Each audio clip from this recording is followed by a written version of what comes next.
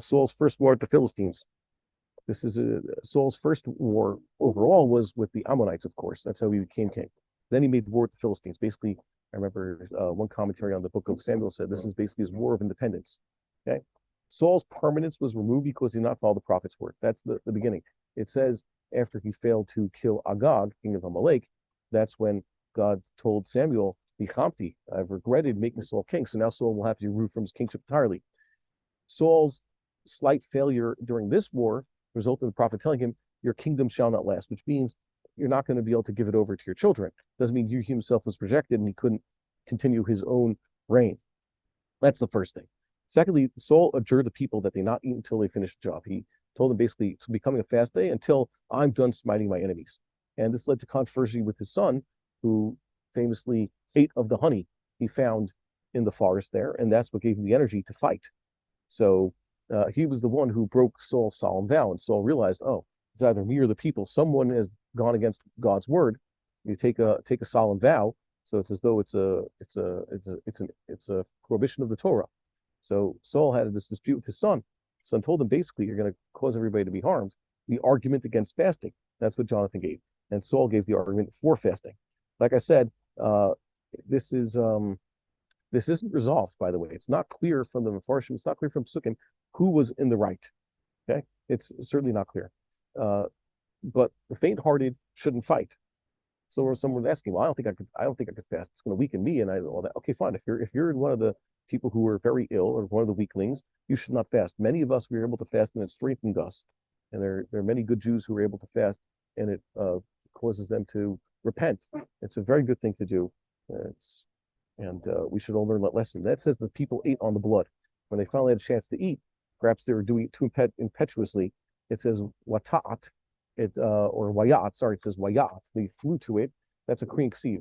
The tet is there in the Cree, but in the ksiv it's wayas. And Saul was the one because he was such a righteous person. Remember, Saul was what we consider a very frum king. So he was the one who set them straight. He showed them, no, you can't just eat like this. You have to cover the blood. You have to do it like a mensch. There's a lot of different perush in there. What does it mean that they ate on the blood? But the point is they were doing something wrong and Saul had to stop them. So that verb is important because it says that they did it a little bit too quickly. And it shows that was their intention, just to eat. And in the subsequent war with Amalek, it says how that's what Saul did with the spoils. Saul took spoils from Amalek. It says watat. Right? Samuel accuses Saul of watat. You went for the spoils. This is a good answer to the question. Later, David makes war with the Amalekites and does take spoils, and it's celebratory. And it seems that the prophet has nothing but good things to say. And David shared those spoils with the elders of Judah. That's the very end of the first book of Samuel. So why is it that when Samuel takes the spoils from Amalek, and the intention is entirely to use them as sacrifice, that's bad. Well, Saul takes spoils from Amalek. That's terrible. That's going to result in him losing his kingdom. Whereas when David does it, it's considered this is the beginning of his rise to Malchus. And why was it okay? And the difference is, and the answer lies in how it is described by the sages. What Saul and the people did, it says, Vayachmol. First, the people took pity on the Amalekites. So it's a shame to destroy all these animals. Let's bring them as sacrifice. And the prophet calls that, he tells Samuel, Watat, you jumped at it. You flew to it, as Rabbi Dulis used to tell us. Whereas David wasn't looking for spoils from Amalek. What happened with David was his entire town. Remember, David was in charge of 600 men, 600 families in Siklag. And while his men were gone, the Amalekites came and took all the women and children prisoner and took away all their property, among the other places they had despoiled. And David and his men chased after them. This was their biggest crisis. It says the men wanted to lynch David, but he took strength in God. So the spoils for them were an afterthought. They rescued their wives and children, and they took back their own property. And God gave them as a bonus the spoils, but they were never looking for it, and they didn't care about it. So those were kosher. What does this teach? When you have to fight Amalek, this is very important. Rabbi Dr. England said this, but he said this in smart person language. So I'm saying in much more simpleton language. When a Jewish army has to fight an Amalek, like in these times, so God could give them a bonus. They have to have the right intention. Fight the enemy. Avenge the deaths of their brethren. Do what needs to be done, and God could give them a bonus. But If they're doing it with ulterior motives, or even during the fighting, they realize, oh, I stand to profit from this war with Amalek, whatever reason to get better, whatever it is. That unfortunately, I think that that's what the so-called leadership, once again, that's their intentions are. Kiss up to the Americans for whatever benefits or perceived economic benefits they will have. So that's a problem. They're setting themselves up to lose. Now, Samuel told Saul he has to go fight this battle. Look there, open up the book of Shmuel, the book of Samuel. We'll see that after this war with the Philistines, it says that Saul continued to make war with all of Israel's enemies round about. And he mentions all the usual characters who were causing trouble throughout the times of the judges. Aside from the Philistines and Ammonites, we have the Moabites and the Aramites, we have the Edomites, and of course we have the Amalekites. Saul attacked all of them. It says Vayach. He smote all of them. That was good. And it says that he Asachayil, and he also smote the Amalekites, and he saved the Israelites from those who were despoiling them. So that was good. Saul basically righted many wrongs and secured the borders of the Jewish people. But then the prophet Shmuel came to him again and said, no, you still have to fight Amalek. You have to utterly destroy him. And now yet God remembers what had happened. Now you have to ask this question. This is very important. This is a word for Purim. God says, I remember what Amalek did. Now you have to settle the score with Amalek. What did Amalek do? Well, Samuel's basically describing something that by my calculations happened about 420 years previously in history. The Amalekites who attacked Am Yisrael originally, long dead. And there's been many generations, many centuries of Jewish history. It's already not the same Amalekites, not the same Jews. There is never a time in the Torah where we're told, or classical Jewish literature, you know what? Go smite the Romans. We should take a Jewish army and go avenge the destruction of the Second Temple and the Bar Kokhba war and everything like that. Go take vengeance on the Romans, right? No such thing. Anybody know of such a thing? There is nowhere in the Torah where it says, go gather an army and attack Iraq, avenge the destruction of the first temple upon the Babylonians, right?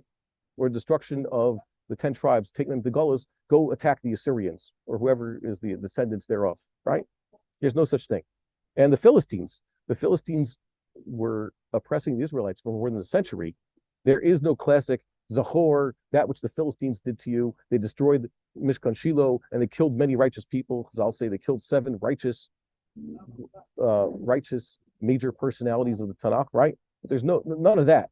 Even though Saul's major battles were against the Philistines, those were the main enemy. No, attack Amalek because of what he historically did. Why?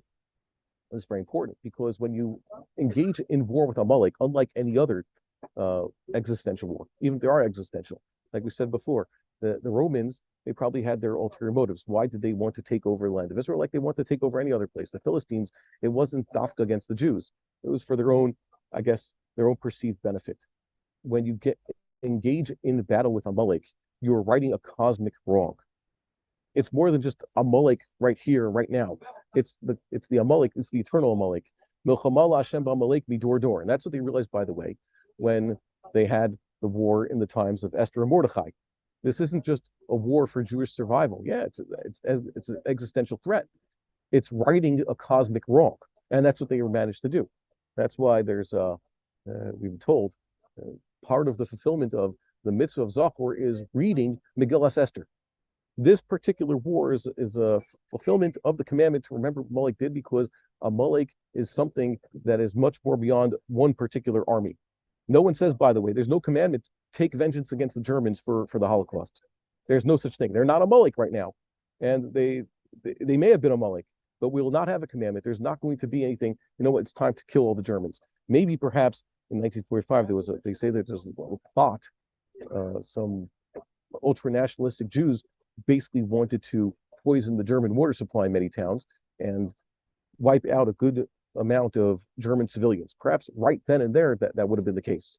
That would have been justified. But there's no such thing right now, because they're not the Amalek right now. Right now, Am Yisrael is sitting in as an amazing messianic opportunity to prosecute this current war, and also to bring about another Purim. If we do what God wants, we can bring about the redemption.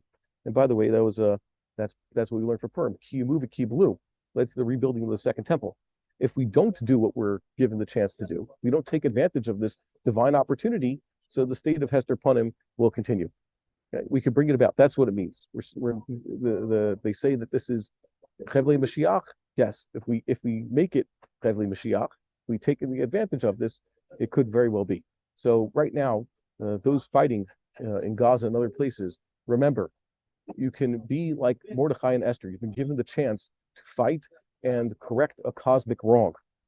What fighting, basically wiping out the enemy in Gaza, is a tikkun for what happened when the Jews left Mitzrayim.